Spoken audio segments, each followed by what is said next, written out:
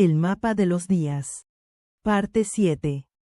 Esa misma noche, mientras hacía el equipaje, mis ojos se toparon con algo. Los mapas que forraban la pared sobre la cama. Había capas y más capas, pegados y prendidos unos encima de otros hasta formar un gran mosaico que, para mí, con el tiempo, había mudado en poco más que papel pintado. Sin embargo, acababa de reparar en un detalle interesante. Dejé lo que estaba haciendo y me subí a la cama. Me planté sobre las almohadas para observar un pequeño dibujo que asomaba debajo de la intersección de 3 mapas de National Geographic. La caricatura de un cocodrilo tomando un cóctel. Retirando las chinchetas, fui desprendiendo mapas hasta que apareció un antiguo mantelillo del Melodee, el mismo que llevaba impreso el mapa de Florida. En mi infancia, el restaurante repartía a los niños pinturas de cera para que pudieran dibujar mientras comían, y mi abuelo y yo las habíamos usado para decorar el mantel. Había olvidado ese día, incluso la presencia del mantel en mi cuarto. Pero ahora me estaba fijando en la obra de mi abuelo. Fue su mano, principalmente, la que pintó ese mapa. Había marcado el fantástico reino de las sirenas, ubicado en el centro del mantelillo, igual que hiciera el vaso mojado de H.A.B. había añadido una pequeña calavera con sus tibias entrecruzadas junto a la ilustración. Y en pleno pantano de Everglades había pintado un banco de peces con patas. ¿O eran personas con cabeza de pez? También había dibujado una espiral por aquí y otra por allá en diversas zonas del estado. Si recordaba correctamente la leyenda de Miss Peregrine sobre el extraviado mapa de los días, la espiral significaba bucle. Había también otros símbolos que no supe descifrar. No usamos mapas, había dicho H. Ahora bien, si de verdad los cazahuecos se regían por esa norma, Ave se la había saltado al dibujar para mí. A pesar del riesgo que implicaba, la cuestión era, ¿por qué? Retiré el mantelillo con tiento y revisé el resto de la pared por si encontraba algún otro dibujo de ave. ¿Qué otras miguitas de pan me había dejado, ocultas a plena luz del día? Frenético, procedí a despegar todo aquello que llevara alguna anotación o marca. Encontré unos cuantos mapas dibujados desde cero en cartulina, pero no contenían anotaciones ni límites cuyas formas yo pudiera reconocer. Había un plano de la Asociación Automovilística, que abarcaba los estados de Maryland y Delaware, con marcas añadidas, así que lo plegué y lo guardé junto con el mantel del Melodee. También encontré unas cuantas postales prendidas a la pared de lugares que Ave había visitado, moteles, atracciones para turistas, pueblos que no me sonaban de nada. Cuando Ave dejó de trabajar, yo tendría unos 11 años. A pesar de las protestas de mis padres, él emprendía viajes por carretera en solitario, para saludar a amigos de otros estados, y, si bien nunca se molestaba en llamar a mi padre para decirle por dónde andaba, en todas las ocasiones me enviaba una postal desde sus distintos destinos. Yo no sabía si tendrían relevancia, pero las amontoné junto con los mapas por si acaso y lo introduje todo en un libro de tapa dura. Guardé el libro en mi bolsa de deporte, encima de las mudas de ropa que había preparado. También pensaba llevar conmigo todo el dinero que había encontrado por casa, que no era mucho excepto por el fajo de billetes que guardaban mis padres dentro de un calcetín, en la cómoda de su habitación. Lo até con una goma elástica y lo introduje en una vieja fiambrera de Pokémon junto con algunos productos básicos de aseo, incluidos medicamentos para el estómago, por si teníamos que pasar demasiado rato cerca de un hueco. Estaba a punto de cerrar la bolsa cuando recordé algo. Me arrodillé para extraer el libro de registro de Ave, que guardaba escondido debajo de la cama. Sopesándolo, medité si sería buena idea llevarlo conmigo. Era grueso y pesado, y contenía un montón de información sensible que sin duda H no querría ver expuesta a pérdida o robo. Debería haberlo dejado a buen recaudo en el búnker de mi abuelo, ya lo sabía. Pero ¿y si lo necesitaba? Estaba repleto de fotografías y pistas sobre la forma de proceder de ABH en sus misiones. Era una mina de oro. Retiré la ropa y los productos de aseo de la bolsa. A continuación extraje los mapas y las postales del libro y los guardé en la solapa trasera de la carpeta de AB. Deposité la carpeta al fondo de la bolsa, la cubrí con la ropa y el neceser, cerré el equipaje y probé a levantarlo con una mano. Fue igual que levantar una mancuerna de 15 kilos. Lo dejé caer sobre la cama, rebotó y cayó rodando al suelo, donde se estrelló con un topetazo que retumbó en toda la habitación. Apenas si pude pegar ojo esa noche. Por la mañana me levanté al alba y salí de casa a hurtadillas, acompañado de Emma. Nos acercamos al domicilio de Abe, abrimos la escotilla del suelo de su despacho y descendimos al búnker para averiguar qué tesoro nos esperaba allí dentro. Tenía la esperanza, tal como H había dado a entender, de que fuera un coche con 4 flamantes puertas, pero no atinaba a imaginar qué clase de vehículo podía caber en un túnel tan reducido que yo ni siquiera podía caminar erguido, ni cómo podría sacarlo de allí, si acaso lo encontraba. Llevábamos un rato inspeccionando el taller subterráneo de mi abuelo cuando descubrimos un pomo en la pared. Estaba oculto entre las sombras del hueco que formaban 2 estanterías de metal. Hundí la mano e hice girar el pomo, y una puerta se abrió en la pared con las estanterías y todo, al otro lado de la cual se extendía una nueva sección del túnel. Nos aventuramos al interior, de nuevo encorvados, por cuanto el segundo pasadizo era aún más bajo y claustrofóbico que el primero. Emma prendió una llama para iluminarnos y yo me aseguré de que la puerta no se cerrara usando un cajón metálico que contenía tentempiés liofilizados. Llevaríamos 30 metros recorridos cuando nos topamos con una angosta escalera de hormigón. Iba a parar a una gruesa puerta de metal que se deslizaba hacia un lado en lugar de abrirse hacia adentro o hacia afuera. Al otro lado había un armario, el armario enmoquetado de una vivienda. Empujando la puerta, accedimos a un dormitorio amueblado con una cama desnuda, una mesilla y una cómoda. No había nada en las paredes. Habían cegado las ventanas y la estancia carecía de luz salvo por el escaso sol que se colaba entre los tablones clavados. Nos encontrábamos en una vivienda situada en la misma calle sin salida que la de Abe. ¿Qué sitio es este?, preguntó Emma al tiempo que dibujaba una línea en el polvo del tocador. Podría ser una casa de seguridad, dije. Eché un vistazo al baño privado, vacío salvo por una única toalla rosa que pendía junto al lavamanos. ¿Estará habitada?, susurró Emma. Lo dudo mucho, pero no bajes la guardia, por si acaso. Recorrimos sigilosamente un breve pasillo, echando una ojeada al resto de estancias según avanzábamos.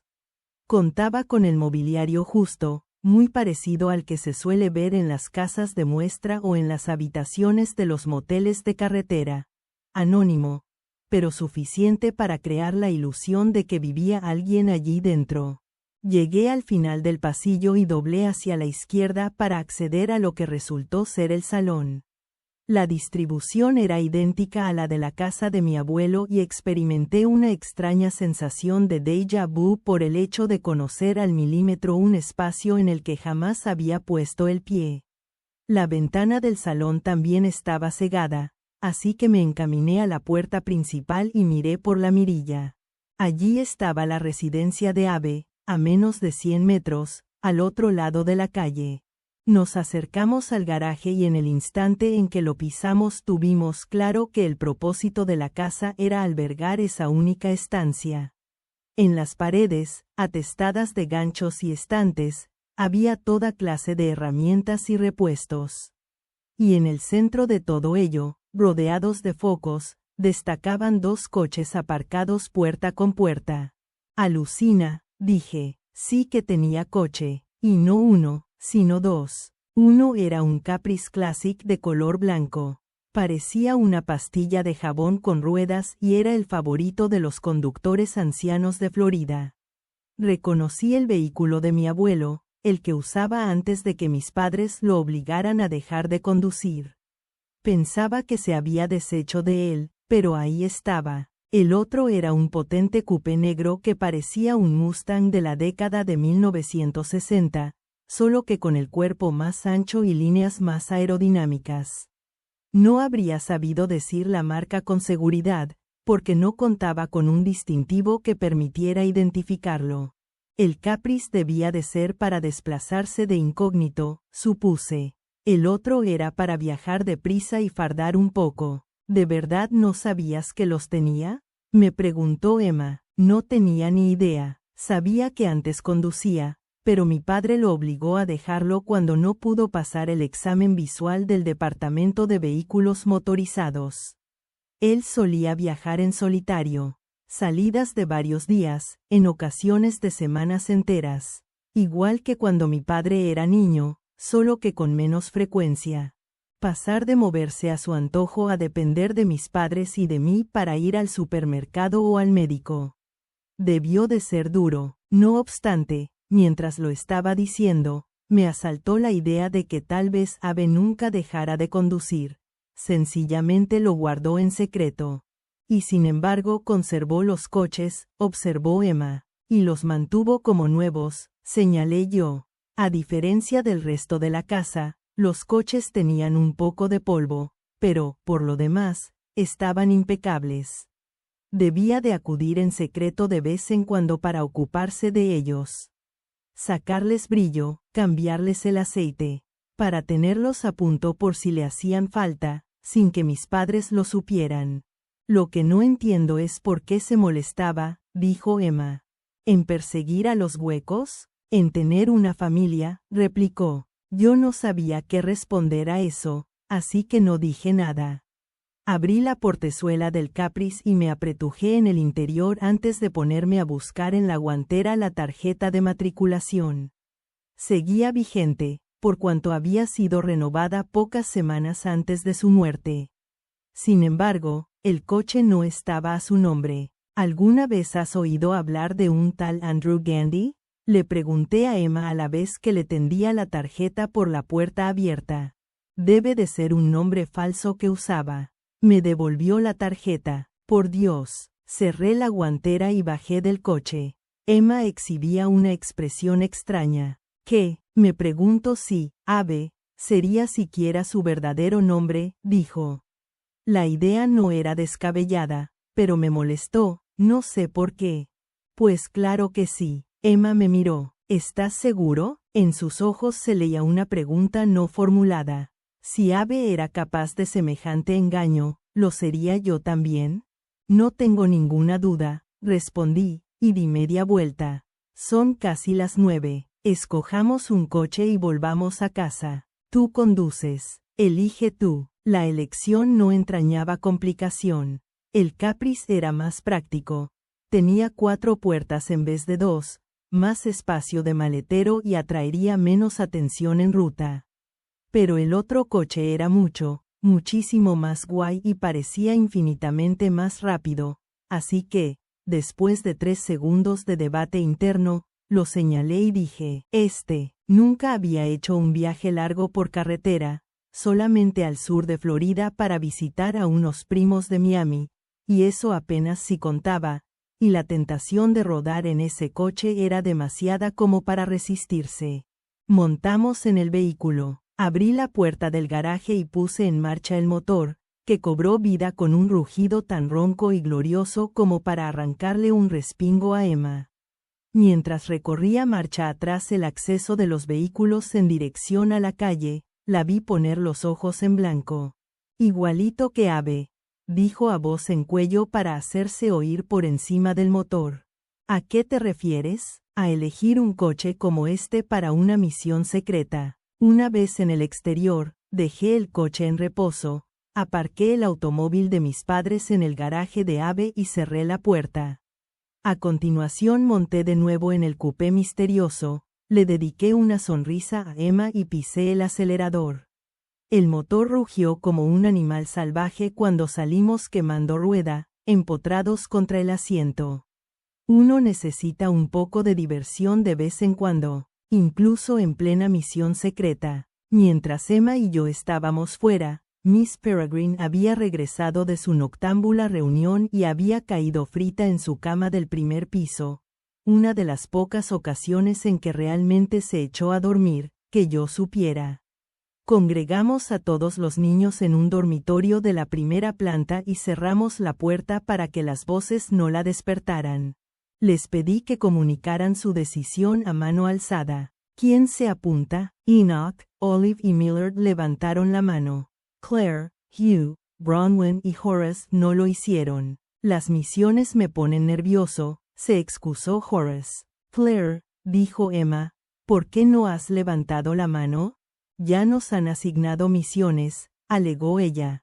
Soy la encargada de distribuir almuerzos y postres a todos los equipos de reconstrucción de los bucles de Bélgica. Eso no es una misión, Claire, es un trabajo. Vosotros vais a hacer de mensajeros. Se mofó Claire. ¿Llamas a eso misión? La misión es ayudar a un peculiar en peligro, intervino Millard.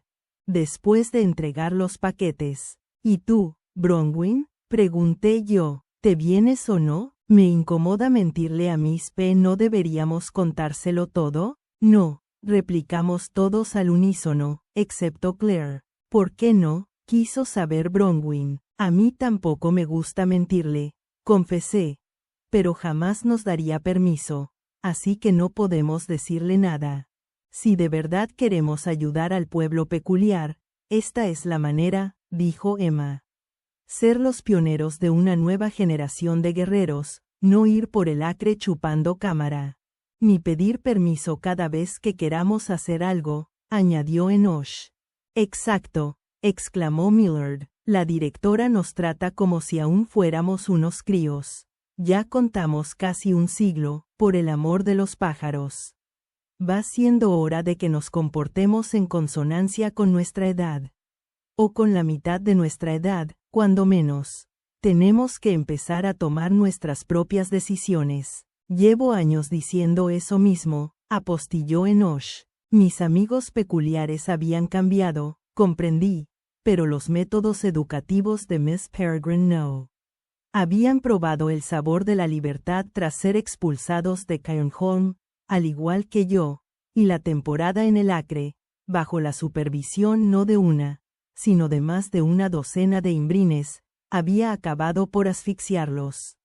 Habían crecido más en los últimos meses que en medio siglo. ¿Y tú qué dices, Apiston? Le preguntó Emma a Hugh. Os acompañaría, respondió, pero ya tengo una misión. Entendimos a qué se refería sin necesidad de que lo verbalizara. Se proponía buscar a Fiona por el Pambucliticón. Tienes razón, concedí. Mantendremos los ojos bien abiertos allá donde vayamos. Asintió con gravedad. Gracias, Jacob. Todos querían acompañarnos excepto Horace, Claire y Bronwyn. Pero entonces Bronwyn cambió de idea. Vale, iré. No me gusta mentir. Pero si de verdad vamos a ayudar a un niño peculiar cuya vida está en peligro y eso requiere decir una mentira, sería inmoral no hacerlo, ¿no creéis? Te quieres pasar tanto de lista que dices bobadas, le soltó Claire. Bienvenida a bordo, le dijo Emma. Ahora solo nos quedaba elegir al equipo. Les comuniqué que solo podíamos llevarnos a 2 personas, lo que provocó algunos gemidos decepcionados. A pesar de lo que les había dicho la noche anterior, me preocupaba un poco que solo hubieran tomado media lección de normalidad y su probable incapacidad para afrontar la vida moderna. Y si bien deseaba y necesitaba su ayuda, también quería concentrarme en la misión, no tener que pasarme el día explicándoles cómo funcionan los pasos de peatones, las puertas de ascensor y las más sencillas interacciones con los normales del mundo actual. No obstante, en lugar de exponer mis argumentos, que podrían haber herido susceptibilidades, les dije que no quería sobrecargar el coche. Pues escógeme a mí, pidió Olive. Soy menuda y prácticamente no peso nada. Imaginé a Olive olvidando sus zapatos en cualquier parte y a nosotros persiguiéndola como si fuera un globo a la deriva. Por esta vez, necesitamos gente que parezca mayor. No aclaré por qué y ella no preguntó. Emma y yo nos retiramos a un rincón a deliberar y luego anunciamos nuestra decisión, Millard y Bronwyn. La segunda por su fuerza bruta y fiabilidad y el primero por su inteligencia, sus conocimientos cartográficos y su capacidad para escabullirse en situaciones de emergencia mediante la sencilla estrategia de desnudarse. Los demás se llevaron una gran desilusión, pero les prometimos contar con ellos en misiones futuras. Si acaso hay misiones futuras, puntualizó Enoch. Siempre y cuando no metáis la pata. ¿Y qué haremos los demás mientras vosotros no estáis? Quiso saber Horace. Cumplir con vuestros deberes en el acre y comportaros como si nada. No sabéis dónde estamos ni qué nos traemos entre manos. Eso haremos, fue la respuesta de Claire. Y si Miss Peregrine pregunta, le contaré la verdad. Bronwyn asió a Claire por las axilas y la levantó en vilo a la altura de sus ojos. Ahora eres tú la que dice bobadas, le espetó con un tono de amenaza tan palpable como sorprendente. Bronwyn siempre trataba a las dos pequeñas con guantes de seda. La boca trasera de Claire soltó un gruñido. Bájame, exigió ella con su boca normal. Bronwyn lo hizo, pero Claire parecía escarmentada de todos modos. Mensaje recibido. Cuando Miss Peregrine despierte, empezará a preguntar dónde estamos, señaló Emma. Es muy raro. Sencillamente, ¿se fue a dormir? Era impropio de una Imbrine, por más que la reunión se hubiera alargado toda la noche. Puede que haya soplado una pizca de arena en su dormitorio, reveló Millard. Millard, exclamó Horace. ¡Qué bribón! Bueno, eso nos da algo de tiempo, desde luego, dijo Emma. Con un poco de suerte, no reparará en nuestra ausencia hasta la noche. Vaya, esto sí que es, sentenció Millard a la vez que cerraba el capó del coche negro en el acceso de los vehículos, un vehículo para largos viajes. No lo es, replicó Bronwyn. Es demasiado llamativo e inglés. El coche era chulo, es verdad, pero a mí no me parecía súper llamativo. No era rojo chillón ni tenía unas llantas despampanantes o grandes alerones, como muchos coches deportivos. ¿Qué hay de malo en ser inglés? Se extrañó Emma. Se averiará cada 2 por 3. Es lo que dicen de los coches ingleses, al menos. ¿Lo habría usado Abe en sus operaciones de rescate si tuviera una mecánica defectuosa? Alegó Millard. Abe sabía mucho de coches, incluidas nociones de reparación, replicó Enoch. Estaba recostado contra el maletero con una bolsa en bandolera y una sonrisa de suficiencia en el rostro. ¿No vas a acompañarnos?, le recordé. No hay sitio. ¿Acaso he dicho yo que quiera acompañaros? Fue su respuesta. Tu actitud lo insinúa, dijo Emma. Venga, aparta. Lo empujé con el cuerpo para poder abrir el maletero y guardar las bolsas en el interior. Pero después de pasar un buen rato trasteando aquí y allá, comprendí que no sabía hacerlo. Déjame a mí, dijo Enoch, e hizo girar un pomo entre los intermitentes que accionó la apertura. Aston Martin acarició la carrocería según rodeaba el coche a lo largo. Abe siempre tuvo estilo. Pensaba que era una especie de Mustang, comenté yo. ¿Cómo te atreves?, se escandalizó Enoch. Es un Aston Martin Vantage con motor V8 de 1979. 390 caballos, de 0 a 100 en 5 segundos. Velocidad máxima, 270 kilómetros por hora. Una auténtica bestia, el primer deportivo de Inglaterra. ¿Desde cuándo sabes tanto de automóviles? Me sorprendí, en particular de los fabricados después de 1940. Cualquiera puede pedir revistas y manuales por correo, aclaró Millard, y recibirlos en un apartado de correos del Cairnholm actual. Uf, le encantan los coches, dijo Emma, poniendo los ojos en blanco. Que conste que nunca ha conducido ninguno, pero no dejes que te suelte un rollo sobre lo que hay bajo el capó. La mecánica me fascina tanto como la biomedicina, declaró Enoch.